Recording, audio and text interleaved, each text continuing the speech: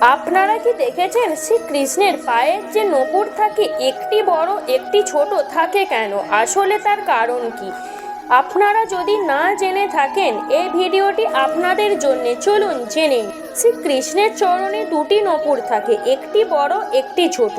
এটা কি শুধু অলংকার? না, এর মধ্যে লুকিয়ে আছে গভীর ভক্তির রহস্য।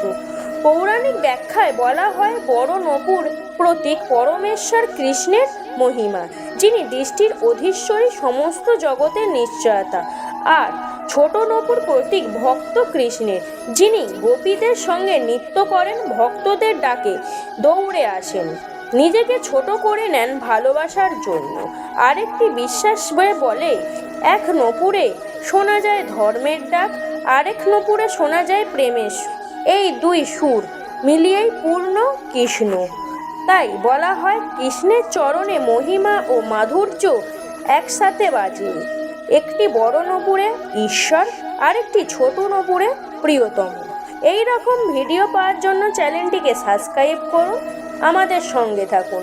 ভিডিওটি ভালো লেগে থাকলে সবাইকে শেয়ার করতে ভুলবেন না।